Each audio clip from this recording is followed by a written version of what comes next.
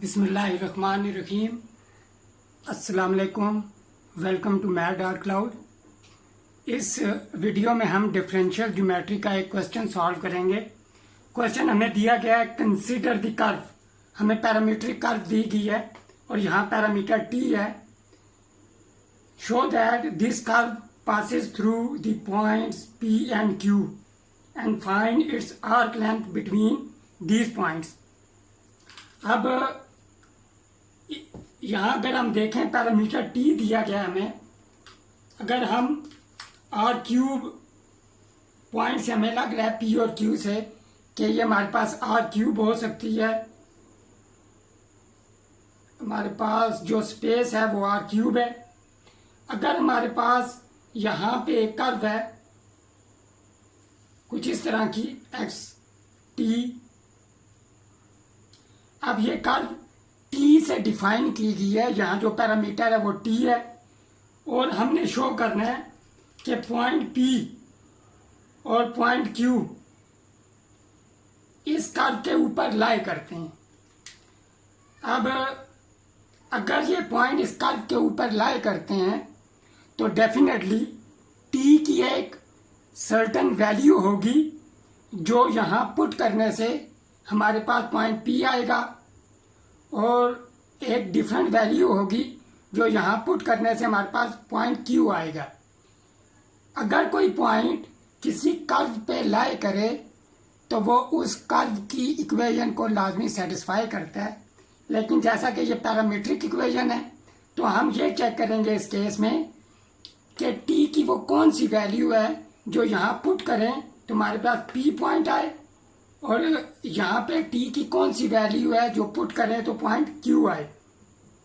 तो हम अगर हमें कोई एक स्पेसिफिक वैल्यू मिल जाती है जो पुट करने से हमारे पास पॉइंट पी आ जाए तो इससे ये शो हो जाएगा कि ये पॉइंट पी जो है वो ये इस कर्व के ऊपर लाई करता है। सिमिलरली क्यू के लिए भी यही केस होगा। फिर जब हमें वो टी की वैल्यूज मिल जाएंगी पी और क्यू के लिए, फिर वो वैल्यूज यूज करते हुए हम आर्क लेंथ फाइंड कर लेंगे। तो हम क्वेश्चन को स्टार्ट करते हैं।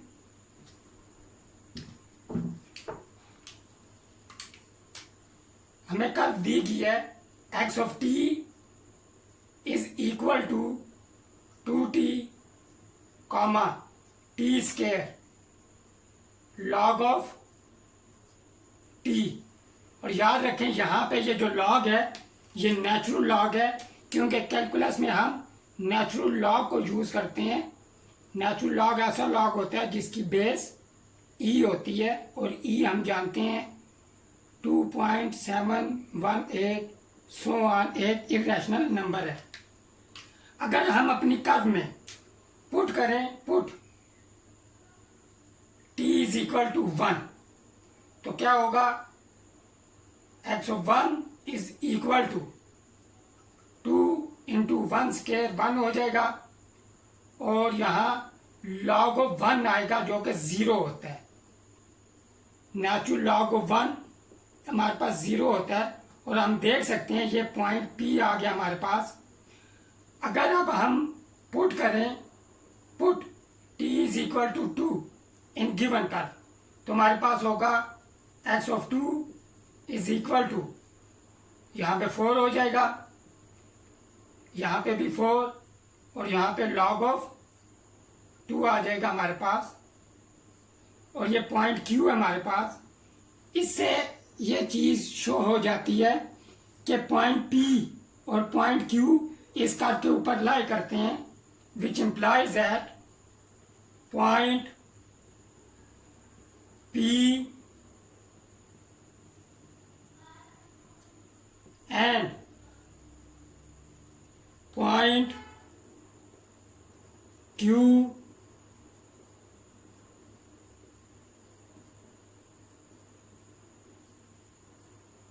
lies on given curve। ये चीज़ हमारी ट्रू हुई। अब हमने आर्क लेंथ फाइंड करनी है between point P and Q. जैसा कि हमें पैरामीटर टी दिया गया है और पॉइंट पी पे टी की वैल्यू हमारे पास 1 है और पॉइंट क्यू पे टी की वैल्यू हमारे पास 2 है, लिहाजा हम आर्क लेंथ फाइंड करेंगे between 1 and 2। Now to find arc length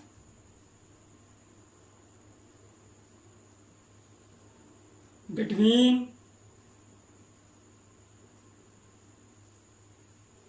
P and Q, we will find arc length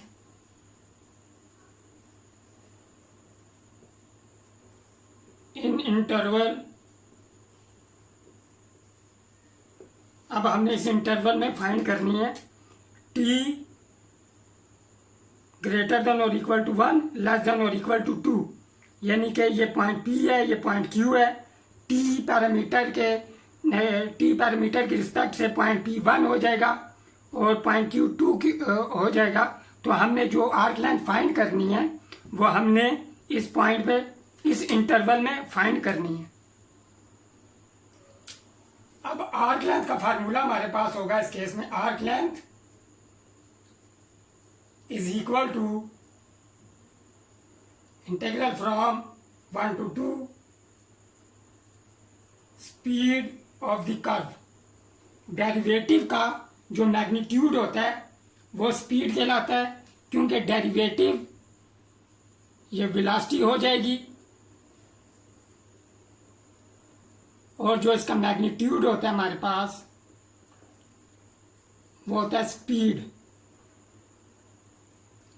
अब हमने पहले डेरिवेटिव फाइंड करेंगे, फिर उसका मैग्नीट्यूड लेंगे। मैग्नीट्यूड लेने के बाद जो हमारे पास वैल्यू आएगी वो यहाँ पुट करके हमने सिंपल इंटीग्रेट करना है, इसे हम 1 कह देते हैं। अब हमारे पास डेरिवेटिव हो जाएगा x prime t is equal to, यहाँ पे 2 हो जाएगा, यहाँ पे 2t और यहाँ पे 1/t, क्योंकि log ऑफ t हमारे पास इसका डेरिवेटिव 1/t होता है। अब मैग्नीट्यूड मालूम करेंगे, मैग्नीट्यूड हमारे पास हो जाएगा 2 square plus 4t square plus 1/t square, क्योंकि हम जानते हैं अगर हमारे पास x इक्वल हो x1 x2 x3 के, तो हमारे पास मैग्नीट्यूड होता है square root x1 square plus x2 square plus x3 square. ये फार्मूला यहाँ पे यूज़ किया। अब हमने इसे सिंप्लीफाई करना है, तो हमारे पास आ जाएगा ये 4 हो जाएगा t स्क्वायर, यहाँ पे हमारे पास 4t स्क्वायर आएगा प्लस यहाँ पे हमारे पास 4t पावर 4 प्लस 1। अब यहाँ पे हम a plus b whole square formula use करेंगे, तो इस केस में हमारे पास आ जाएगा 2t square plus 1 whole square divided by t square, यह फार्मूला बनता है। अब हमारे पास यहाँ पे मैग्नीट्यूड आ जाएगा, यानी कि स्पीड आ जाएगी हमारे पास 2t square plus 1 divided by t, और इसे मैं ऐसे लिख सकता हूँ 2t square divided by t plus 1/t। तो हमारे पास स्पीड आ जाएगी 2t प्लस 1/t। अब इस वैल्यू को हम 1 में पुट करेंगे। 1 इम्प्लाइज आर्क लेंथ को हम s से डिनोट करते हैं, तो आर्क लेंथ की जगह से लिख लेंगे integral from 1 to 2 2t plus 1/t dt। Integrate करेंगे हम 1/2t dt plus integral from 1 to 2 1/t d t s is equal to 2t² divided by 2 limit from 1 to 2 plus log of t, क्योंकि 1/t का जो anti derivative होता है वो log of T हो जाएगा, और limit from 1 to 2। S is equal to 2 और 2 कैंसिल हो जाएंगे। यहाँ पे हम अपर लिमिट अप्लाई करेंगे 4 माइनस लोअर लिमिट अप्लाई करेंगे 1 प्लस अपर लिमिट अप्लाई करेंगे log of 2, lower limit apply करेंगे लॉग ऑफ 1 हो जाएगा यहाँ पे।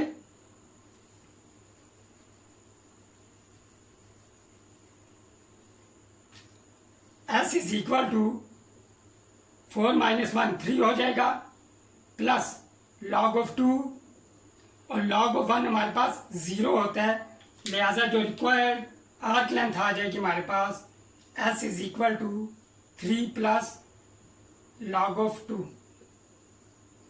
मुझे उम्मीद है ये क्वेश्चन आपको समझ आ गया होगा। मिलते हैं नेक्स्ट वीडियो में एक डिफरेंट क्वेश्चन के साथ। टिल देन टेक केयर, अल्लाह हाफिज़।